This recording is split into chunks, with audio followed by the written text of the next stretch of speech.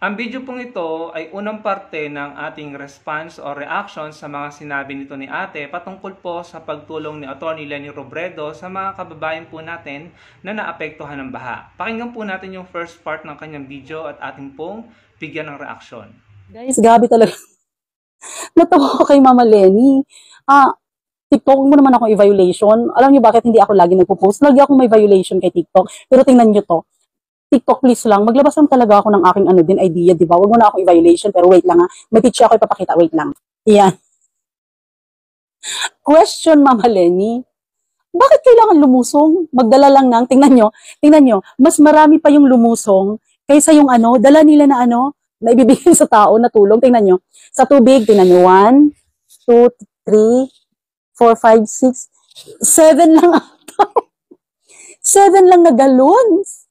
At yan na yung kanyang ginawa, lumusong. Para saan? For the picture ba ito? Lulusong ka para sa 7 na tubig na dala mo. At ito, ilan? 1, 2, 3, 4, 5, 6. Sabihin natin, 5 yung nakikita ko. Sabihin natin 10 din. 10. Katulad sa tubig niya. 9 lang, 8 lang ata yung tubig. Sabihin natin 8 din to. Lulusong ka para sa 8? 8 na ganyang supot. Mama Leni naman, gamit-gamit din sa utak. Una sa lahat, gusto kong mag-apologize ng maaga ate dahil sasabihin ko talaga sa video ito ang dapat kong sabihin. Total naman, inilagay mo na yung sarili mo sa social media or sa publiko, so siguro open ka at matatanggap mo kung may magre-react sa mga sinabi mo. Bilang unang reaksyon, gusto kong sabihin sa'yo, you are a perfect example of someone who's trying to look smart in social media but ended up making yourself look like a fool or syunga. Pasensya na kung ma-open ka pero yun talaga yung nakita ko sa'yo.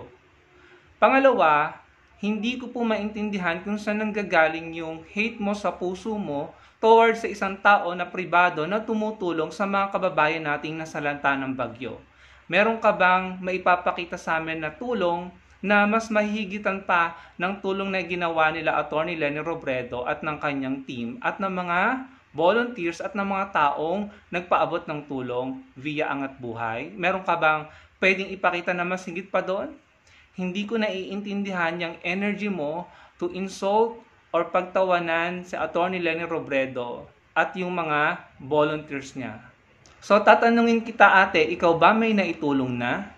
Sunod na reaction, gusto kong sabihin sa'yo na sa pagtatawa mo at pang-iinsulto mo kay Atty. Leni Robredo, hindi lang siya ang tinatawanan mo at iniinsulto. And I hope marinig ito ng mga taong nagpaabot ng tulong sa Angat Buhay at kila Atty. Leni Robredo para maibigay ang mga tulong na iyon sa ating mga kababayan na naapektuhan ng bagyo.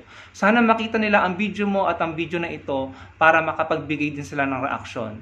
Alam mo ate, sa pagtatawa mo na yan at pang-iinsulto, hindi lang po si Atty. Leni ang tinatawanan mo or iniinsulto, kundi lahat ng tao na nagpaabot ng tulong. Ibigyan kita ng mga example ng mga taong nagpaabot ng tulong na maaaring ma-offend sa ginawa mong content. Andiyan na si Meme Vice Ganda, si Maris Racal, si Erwin Tulpo, si Willie Revillame, ang team nila Kim Chu at saka nila Sir Ogie Alcacid sa Showtime, Sogo, Pagcor, and if I'm not mistaken, Jollibee and McDonald's, at ang mga taong nag-donate para malikom ang halaga na ito at ang lahat ng taong patuloy na nagdo-donate at tumutulong, nagbabayanihan para sa ating mga kababayan. Malamang sa malamang kapag nakita nila ang content mo, ma-o-open sila and I think hindi nila maiiwasang tanungin kung ikaw ba ay may naitulong na. Ngayon ate, bakit ko nasabi na you're a perfect example of someone who's trying to be smart in social media pero ended up making yourself look like a fool or syunga? Bakit ko nasabi yon? Kasi akala mo, ang tali-talino mo nung binilang mo yung mga nakita mo dyan sa rubber boat. Nagtanong ka pa bakit kailangan lumusong. Ate, obviously, kailangan mong gamitin yung common sense mo. Baha sa Bicol, sa paligid, baha. Obviously, walang choice kundi lumusong para madala ang mga relief goods sa mga taong stranded doon sa mga bahay doon. By the way, lilinawin ko, private citizen po yung nag-picture dyan sa isang private citizen na sa Atty. Leni Robredo. So yan po ay captured ng ibang tao. Pangalawa, natural, yan lamang ang makikita mong relief goods dahil yan lang ang kaya ng rubber boats. Sa palagay mo ate, itong truck na ito at yung napakarami pang truck na galing Angat Buhay papunta dyan sa Naga ay magkakasya dyan sa rubber boat na yan para makita mo at nang masatisfy ka at nang maging masaya ka, magalak ang puso mo na ay ang dami palang tinutulong ni Atty. Leni Robredo. Sa palagay mo, magkakasya yung mga sako-sakong bigas, mga damit, mga underwear, at kung ano-ano pa, mga bed sheets, at kung ano-ano pa ang itinulong ng mga tao sa ating mga kababayan dyan sa Bicol. Sa palagay mo, magkakasya yun dyan sa rubber boat na yan para kapag nakita mo, matuwa ka at masabi mong, ay, ang dami palang tulong na Atty. Leni Robredo. Sa palagay mo, yung isang 10-wheeler truck, magkakasya sa rubber boat na yan. So kaya nasabi ko, Tena, you have to use your common sense and you are trying to look smart but ended up making yourself look like a fool. Ino-offend mo ang mga taong tumutulong dito. Again, ikaw ba? Magkano dinonate mo or may naitulong ka ba? Kung meron man, wala ka pa rin karapatan na mang insulto or pagtawanan ang mga pribadong tao na tumutulong sa mga kababayan nating nasalanta ng bagyo.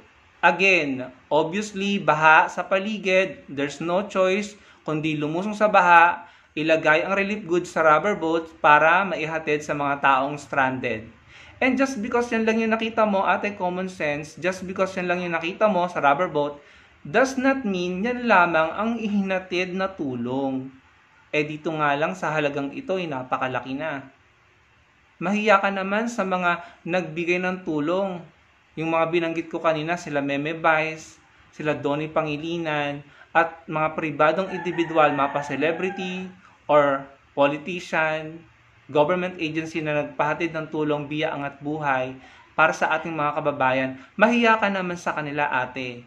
Ang taas ng energy mo na pagtawanan yung mga tao, yung mga pribadong tao na tumutulong sa ating mga kababayan, hindi gamit ang confidential fund, hindi gamit ang pondo ng gobyerno, kundi gamit ang pagtutulungan at pag-volunteer para tulungan ang ating mga kababayan. Napaka-insensitive mo.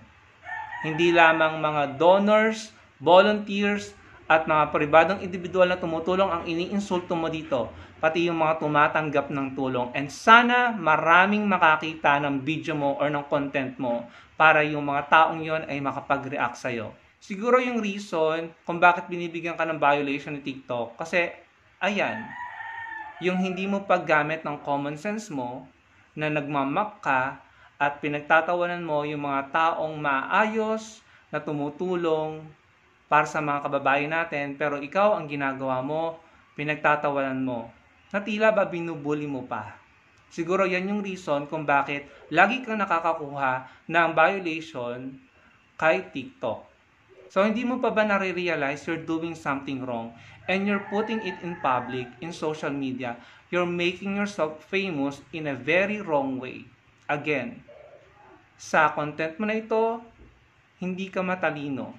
Pinagmukha mo yung sarili mo na syunga in public. Kapag nakita ito ng mga nakakakilala sa iyo, kamag-anak mo or kaibigan mo, sa dami na nagbigay ng reaction sa video mo, malamang sa malamang, disappointed sila.